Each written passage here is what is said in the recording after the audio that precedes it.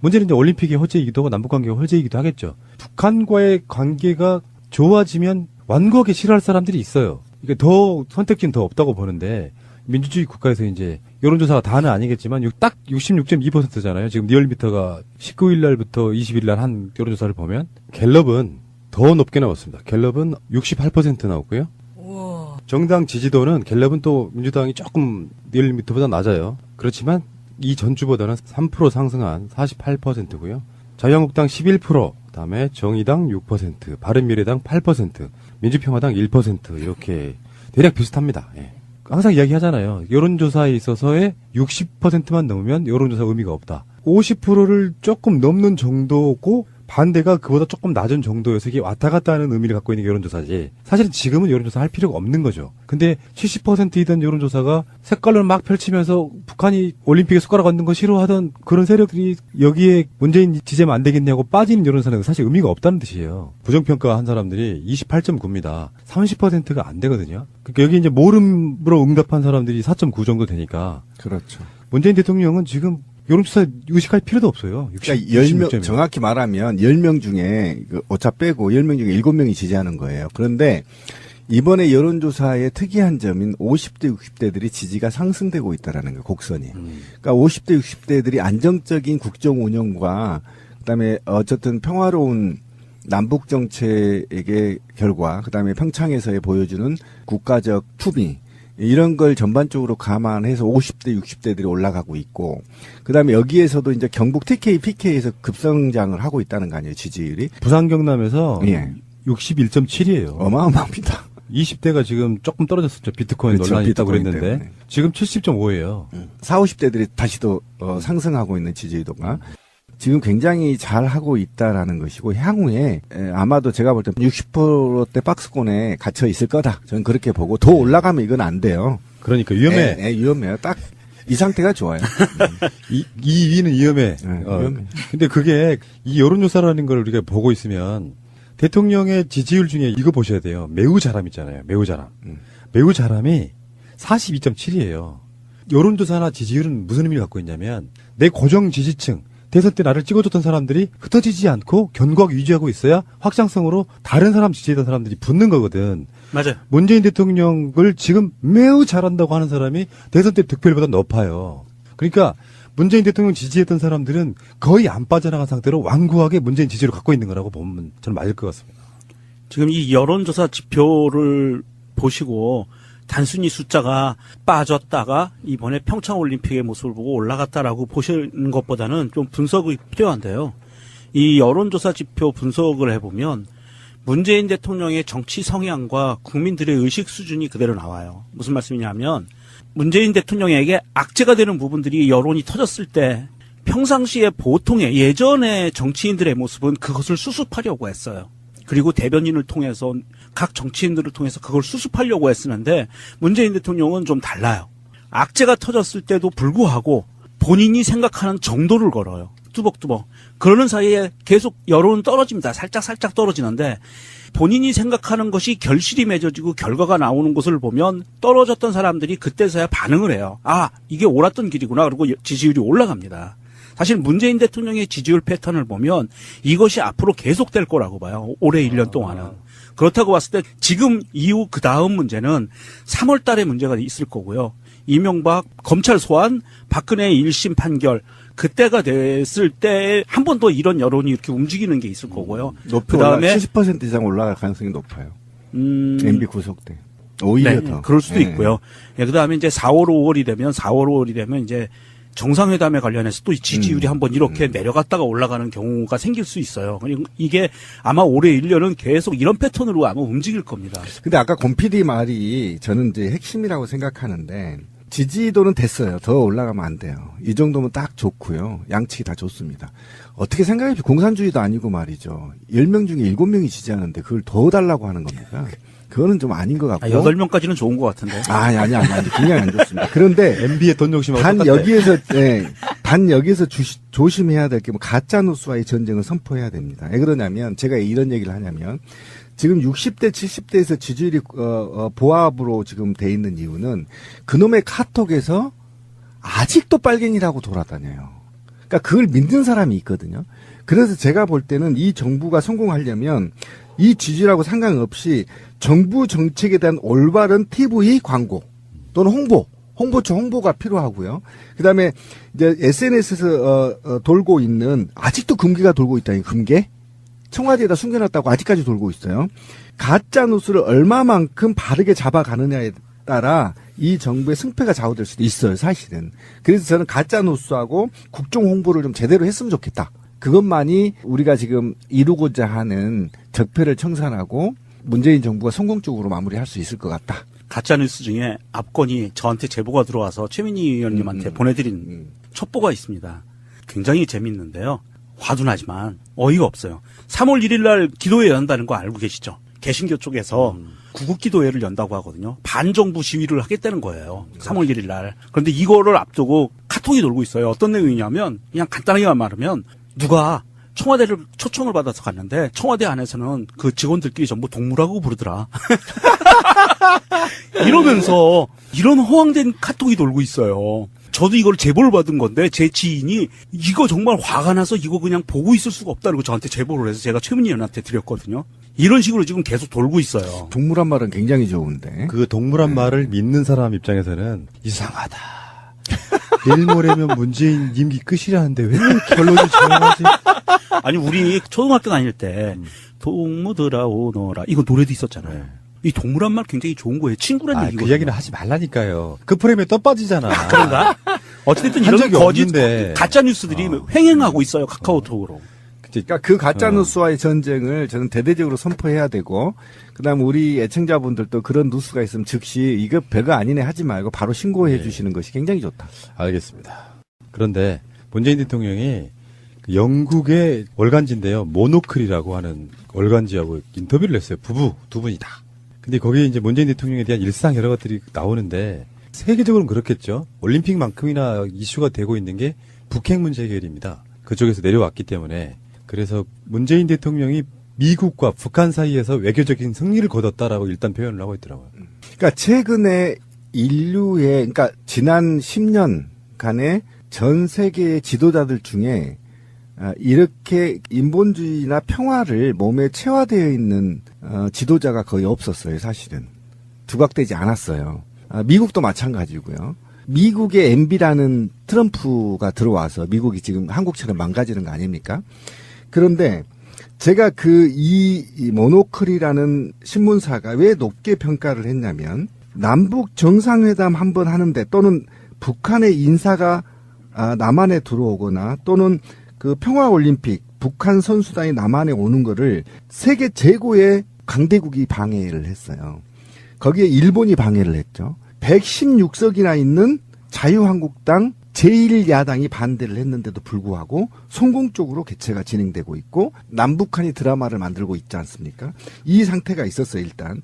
그다음에 트럼프가 철강과 관련해서 무역 분쟁에 대해서 맞짱 뜨겠다고 좀 선언을 해버린 겁니다. 그다음에 사실은 아까 GM도 마찬가지입니다. 그 트럼프가 이제 압력을 넣어서 GM에 돈을 좀 투자하라고 지금 압력을 넣는데도 아니다. 이거 맞짱 뜨겠다 이렇게 돼버렸단 말이죠.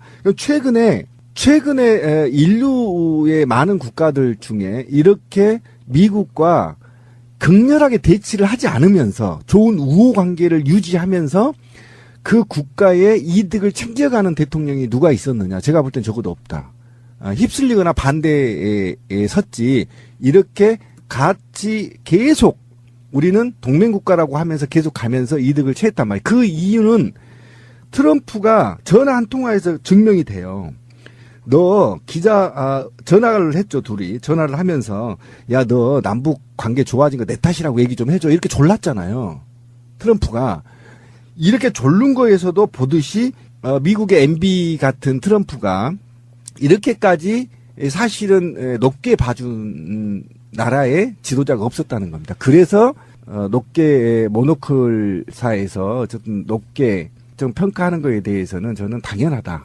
실제로요. 독일, 프랑스, 영국 이런 나라들도 미국 눈치 봐요. 엄청 많이 봅니다. 네, 그게 우리가 자꾸 머릿속에다가 한국은 미국의 약소국가로서 동맹이지만 사실은 종속국 이런 식으로 바라보는 거 틀리지는 않는데 지금 그 위상이 높아지고 있는 거거든요. 예를 들어서 박근혜식으로 한미 동맹도 오케이, 무역 보복도 오케이 이렇게 나갈 가능성이 높아요. 박근혜 같은 정권의 스타일이라고 하면. 근데 문재인 대통령은 그 부분에 있어서 그건 그거 이건 이거라고 말을 하니까요.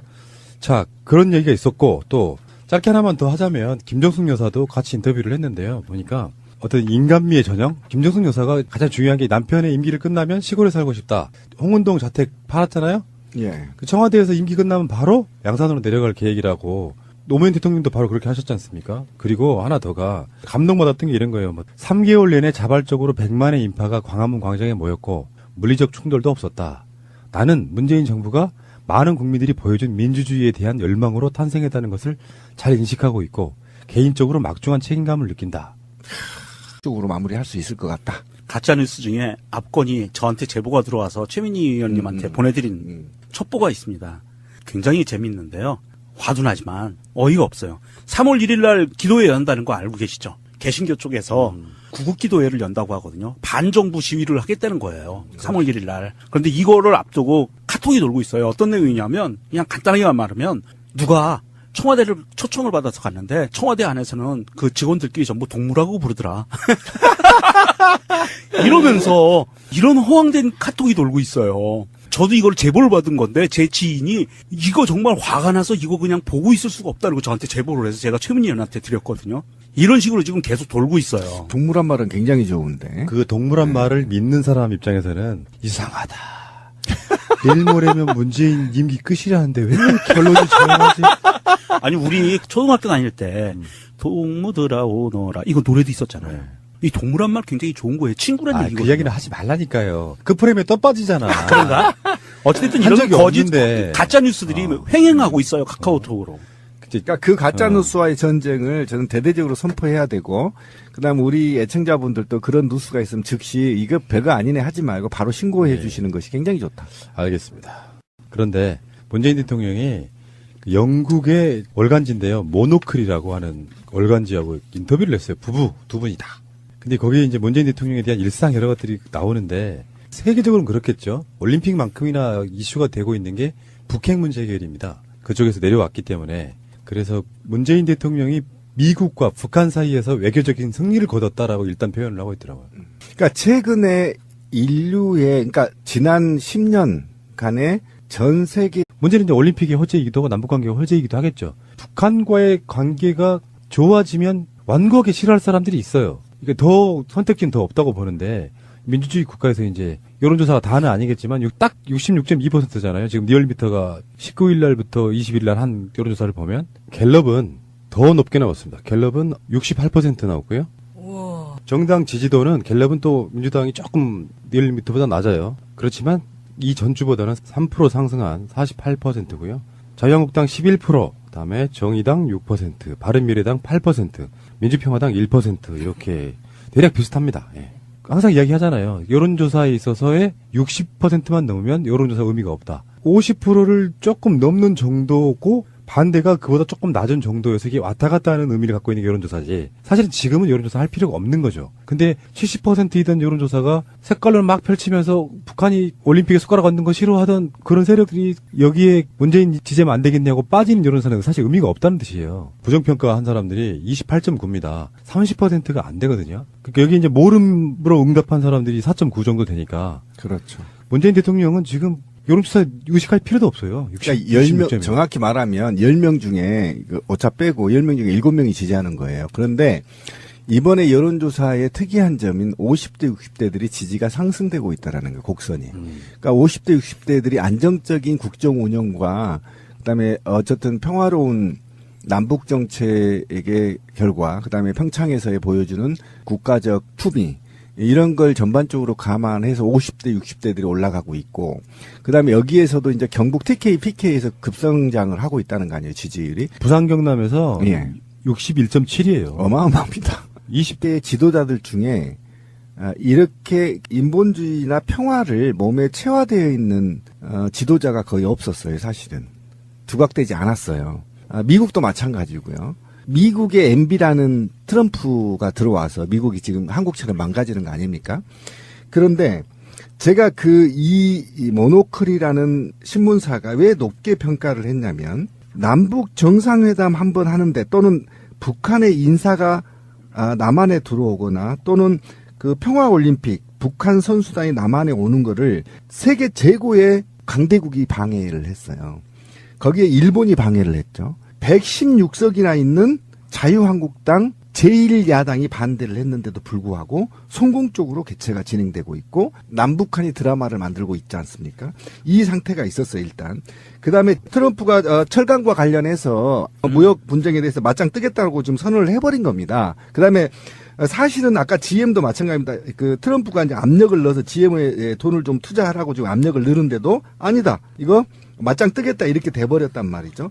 최근에 인류의 많은 국가들 중에 이렇게 미국과 극렬하게 대치를 하지 않으면서 좋은 우호 관계를 유지하면서 그 국가의 이득을 챙겨가는 대통령이 누가 있었느냐. 제가 볼 땐 적어도 없다. 휩쓸리거나 반대에 섰지 이렇게 같이 계속 우리는 동맹국가라고 하면서 계속 가면서 이득을 취했단 말이에요. 그 이유는 트럼프가 전화 한 통화에서 증명이 돼요. 너 전화를 했죠, 둘이. 전화를 하면서, 야, 너 남북 관계 좋아진 거 내 탓이라고 얘기 좀 해줘. 이렇게 졸랐잖아요. 트럼프가. 이래가 지금 조금 떨어졌었죠. 비트코인 그렇죠, 논란이 있다고 비트코인 그랬는데. 때문에. 지금 70.5예요. 40, 50대들이 다시 또 상승하고 있는 지지도가. 지금 굉장히 잘 하고 있다라는 것이고, 향후에 아마도 제가 볼 때 60%대 박스권에 갇혀 있을 거다. 저는 그렇게 보고, 더 올라가면 이건 안 돼요. 그러니까 위험해. 위험해요. 딱 이 상태가 좋아요. 이 위는 위험해. 위험해. 근데 그게 이 여론조사라는 걸 우리가 보고 있으면 대통령의 지지율 중에 이거 보셔야 돼요. 매우 잘함 있잖아요. 매우 잘함. 매우 잘함이 42.7이에요.